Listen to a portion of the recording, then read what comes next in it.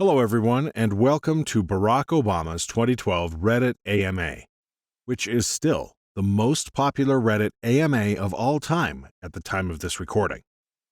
Let's get started.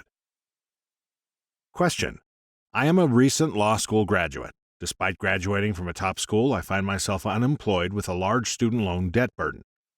While I'm sure my immediate prospects will improve over time, it's difficult to be optimistic about the future, knowing that my ability to live a productive life, to have a fulfilling career, to buy a house, to someday raise a family, is hampered by my debt and the bleak economic outlook for young people.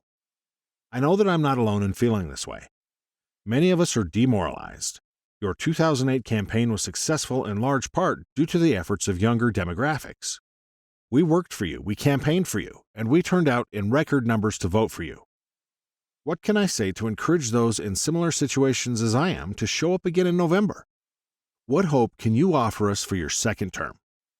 Answer: I understand how tough it is out there for recent grads. You're right, your long-term prospects are great, but that doesn't help in the short term. Obviously, some of the steps we have taken already help young people at the start of their careers. Because of the health care bill, you can stay on your parents' plan until you're 26. Because of our student loan bill, we are lowering the debt burdens that young people have to carry. But the key for your future, and all our futures, is an economy that is growing and creating solid middle-class jobs. And that's why the choice in this election is so important. The other party has two ideas for growth: more taxes cuts for the wealthy, paid for by rising tax burdens on the middle class, and gutting investments like education, and getting rid of regulations we've put in place to control the excesses on Wall Street and help consumers.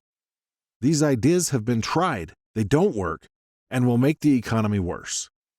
I want to keep promoting advanced manufacturing that will bring jobs back to America, promote all American energy sources, including wind and solar, keep investing in education and make college more affordable, rebuild our infrastructure, invest in science, and reduce our deficit in a balanced way with prudent spending cuts and higher taxes on folks making more than $250,000 a year. I don't promise that this will solve all our immediate economic challenges, but my plans will lay the foundation for long-term growth for your generation and for generations to follow. So don't be discouraged. We didn't get into this fix overnight, and we won't get out overnight. But we are making progress, and with your help, we'll make more. Question: what's the recipe for the White House's beer? Answer: it will be out soon. I can tell from firsthand experience, it is tasty. Question: what are you going to do to end the corrupting influence of money in politics during your second term? Answer: money has always been a factor in politics, but we are seeing something new in the no-holds-barred flow of 7- and 8-figure checks, most undisclosed, into super PACs. They fundamentally threaten to overwhelm the political process over the long run and drown out the voices of ordinary citizens. We need to start with passing the Disclose Act that is already written and been sponsored in Congress to at least force disclosure of who is giving to who. We should also pass legislation prohibiting the bundling of campaign contributions from lobbyists. Over the longer term, I think we need to seriously consider mobilizing a constitutional amendment process to overturn Citizens United, assuming the Supreme Court doesn't revisit it. Even if the amendment process falls short, it can shine a spotlight of the super PAC phenomenon and help apply pressure for change.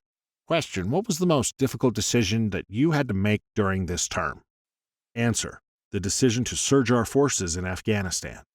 Any time you send our brave men and women into battle, you know that not everyone will come home safely, and that necessarily weighs heavily on you.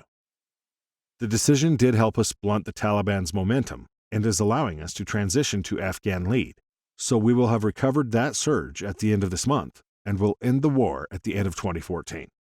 But knowing of the heroes that have fallen is something you never forget. Question: what is the first thing you'll do on November 7th, win or lose?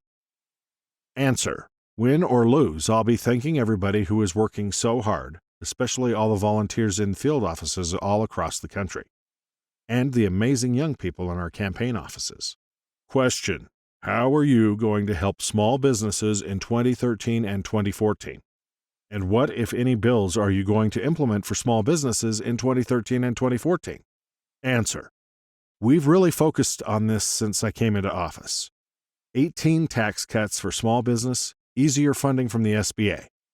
Going forward, I want to keep taxes low for the 98% of small businesses that have $250,000 or less in income, make it easier for small businesses to access financing, and expand their opportunities to export. And we will be implementing the Jobs Act bill that I signed that will make it easier for startups to access crowdfunding and reduce their tax burden at the startup stage. Question: who's your favorite basketball player? Answer: Jordan. I'm a Bulls guy. Question: we know how Republicans feel about protecting internet freedom. Is internet freedom an issue you'd push to add to the Democratic Party's 2012 platform? Answer: internet freedom is something I know you all care passionately about. I do too. We will fight hard to make sure that the internet remains an open forum for everybody, from those who are expressing an idea to those who want to start a business. And although there will be occasional disagreements on the details of various legislative proposals, I won't stray from that principle, and it will be reflected in the platform. Question: are you considering increasing funds to the space program? Answer: making sure we stay at the forefront of space exploration is a big priority for my administration. The passing of Neil Armstrong this week is a reminder of the inspiration and wonder that our space program has provided in the past. The Curiosity probe on Mars is a reminder of what remains to be discovered. The key is to make sure that we invest in cutting-edge research that can take us to the next level. So even as we continue work with the International Space Station, we are focused on a potential mission to an asteroid as a prelude to a manned Mars flight. Question: how do you balance family life and hobbies with, being the Potus? Answer: it's hard, truthfully. The main thing other than work is just making sure that I'm spending enough time with Michelle and the girls. The big advantage I have is that I live above the store, so I have no commute. So we make sure that when I'm in DC, I never miss dinner with them at 6:30 p.m., even if I have to go back down to the Oval for work later in the evening. I do work out every morning as well, and try to get a basketball or golf game in on the weekends just to get out of the bubble. Speaking of balance, though, I need to get going, so I'm back in DC in time for dinner. But I want to thank everybody at Reddit for participating. This is an example of how technology and the internet can empower the sorts of conversations that strengthen our democracy over the long run. And remember to vote in November.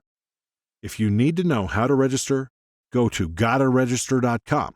By the way, if you want to know what I think about this whole Reddit experience, not bad.